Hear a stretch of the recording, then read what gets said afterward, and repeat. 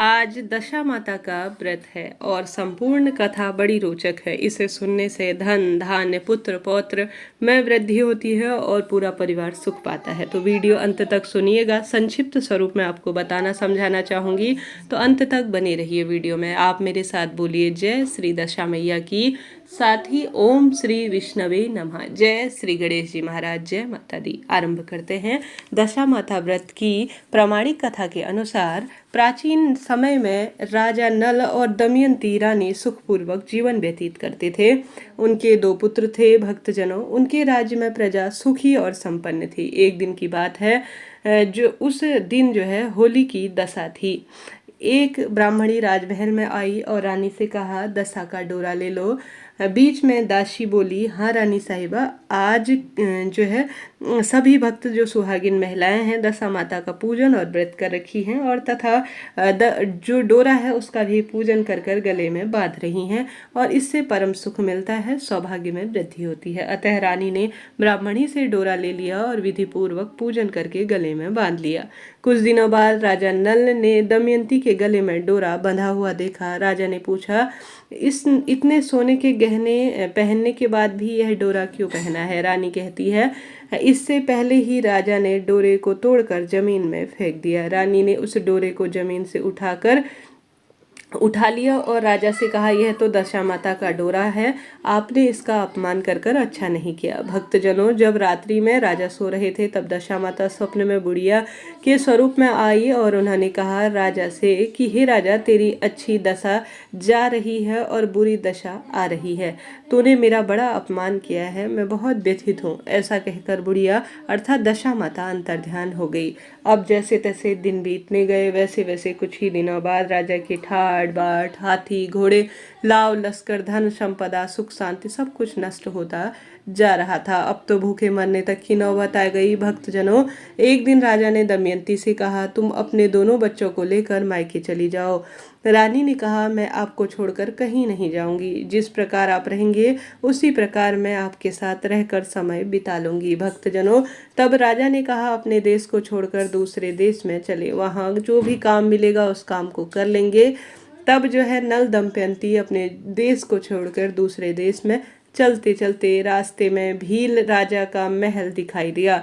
वहां राजा ने अपने दोनों बच्चों को अमानत के तौर पर छोड़ दिया। भक्तजनों, आगे चले तो रास्ते में राजा के मित्र का गांव आया। राजा ने रानी से कहा, चलो, हमारे मित्र का घर आ गया है। मित्र के घर पहुंचने पर उनका खूब आदर सत्कार हुआ और पान पकवान खिलाकर उन्हें भोजन करवाया गया। मित्र ने अपने शयन कक्ष में सुलाया। उसी कमरे में मोर की आकृति की खूंटी पर मित्र की पत्नी का हीरों से जड़ा भक्तजनों कीमती हार टंगा था। मध्य रात्रि में रानी की नींद खुली तो उन्होंने देखा कि बेजान खूंटी हार को निगल रही है। यह देखकर रानी ने तुरंत राजा को जगाकर कहा कि दोनों ने विचार किया कि सुबह होने पर मित्र से पूछने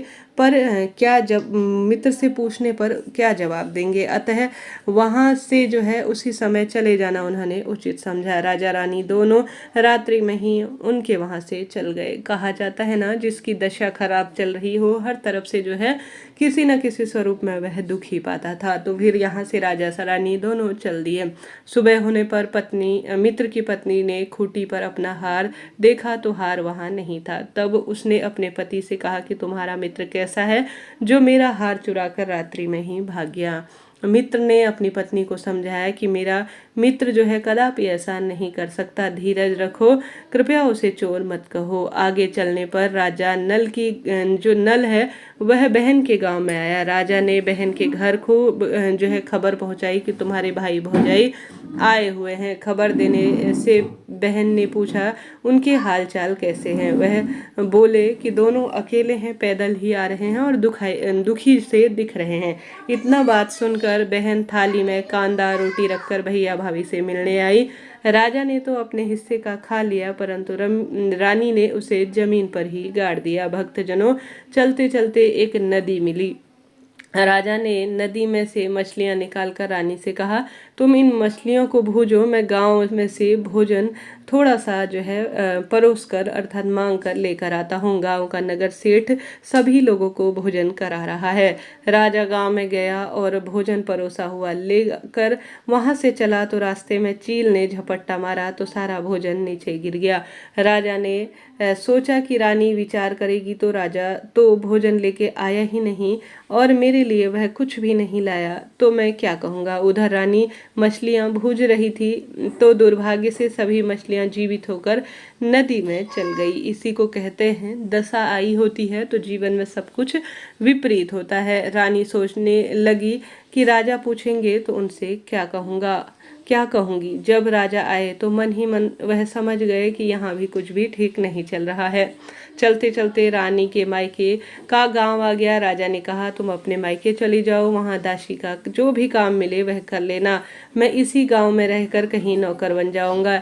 इस प्रकार रानी महल में दासी का काम करने लगी और राजा तेली के घाने पर काम करने लगा। दोनों को काम करते बहुत दिन हो गए। जब होली की दशा का दोबारा से दिन आया तब सभी रानियों ने सिर धोकर स्नान किया। दासी ने भी स्नान किया। दासी ने रानियों का सर गोदा तो राजमाता ने कहा मैं तेरा भी सर गोद देती हूँ। ऐसा कहकर राजमाता जब दासी का सर गूंद ही रही थी तब उसने दासी के सर में पद्म देखा। यह देखकर राजमाता के आंसू भर आए और उन्होंने आंखों से आंसू कुछ बूंदें नीचे गिराई। आंसू जब दासी की पीठ पर गिरे तो दासी ने पूछा आप क्यों रो रही हैं। राजमाता ने कहा तेरे जैसी मेरी भी एक बेटी थी जिसके सर में पद्म था, ऐसे सिर पर भी आपके पद्म है। यह देखकर मुझे उसकी याद आ गई। तब दासी ने कहा मैं ही तुम्हारी बेटी हूँ। दशा माता के कोप से मेरे बुरी दशा चल रही है और हर तरफ से ठुकराई जा रही हूँ, इसलिए यहाँ चली आई। तब भक्तजनों माता ने कहा बेटी यह बात हमसे तुमने क्यों छुपाई। दासी ने कहा माँ मैं सब बता देती, मेरे बुरे दिन चल रहे थे वह भले कैसे कटते। आज मैं दशा माता का व्रत करूंगी और उनसे गलती के लिए क्षमा मांगूंगी, मैंने खूब दुख पा लिया है। अब तो राजमाता ने बेटी से कहा हमारे जमाई राजा कहाँ हैं। बेटी बोली वे इसी गांव में किसी तेली के घर काम कर रहे हैं। अब गांव में उसकी खोज कराई गई और उन्हें महल बुलाया गया। भक्तजनों नए वस्त्र पहनाए गए। जमाई राजा को स्नान इत्यादि करवाया गया। पान पकवान बनाकर उन्हें भोजन करवाया गया। अब दशा माता के आशीर्वाद से राजा नल और उनकी दमयंती जो पत्नी थी अच्छे दिन धीरे धीरे लौट आ रहे थे। कुछ दिन वहीं बिताने के बाद अपने राज्य जाने लगे।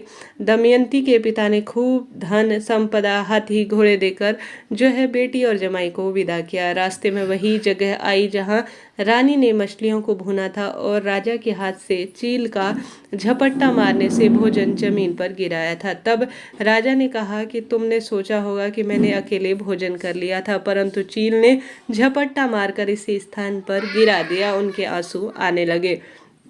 जब रानी ने कहा आपने सोचा होगा कि मैंने जो मछलियाँ थी वह अकेले ही भूनकर खा ली होंगी, परंतु ऐसा नहीं था। उनके भी आंख से आंसू आ रहे थे।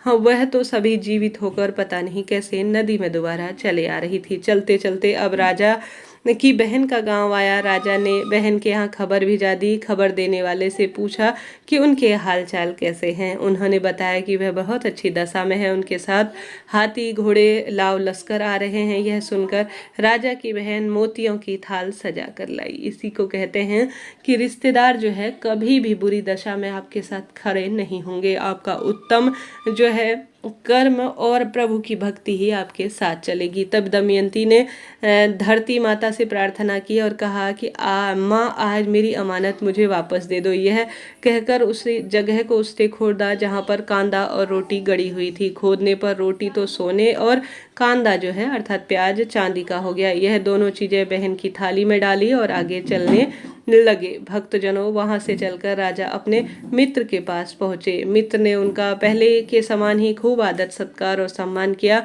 मध्य रात्रि में उसी शयन में सुलाया। मोरनी वाली जो खूंटी पर हार टंगा हुआ था, वह रात्रि को नींद खुली तो देखा वह जो है मोरनी जिस पर हार टंगा हुआ था स्वयं ही जो है उगल रहा था, क्योंकि बुरी दशा का समय खत्म हो चुका था। पति पत्नी जो राजा रानी की थी उन्होंने उनको दिखाया तो उन्होंने जो है मन ही मन सोचने लगे कि हमने गलती कर दी जो इनके बारे में कुछ गलत सोचा।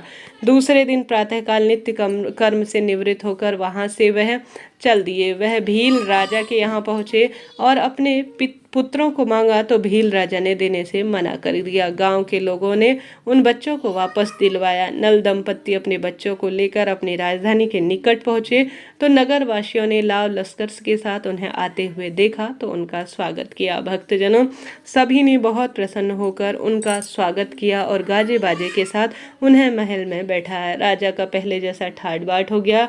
राजा नल दंपत्ति पर दशा माता के पहले कोप किए हुई सब बात को जो है सभी को बताया कि सभी भक्तजनों को अब जो है पहले की तरह पूर्ण रूप से दशा माता का सम्मान करना है। होली के 10वें दिन आने वाले इस व्रत को करना है और अपनी ग्रह दशाओं को मजबूत करना है। कहा जाता है यह दशा माता का व्रत सभी पर कृपा करने वाला होता है। जय हो दशा माता की। वीडियो लाइक करें, शेयर करें, चैनल से जरूर से जुड़िएगा। श्री शिवाय नमस्तु।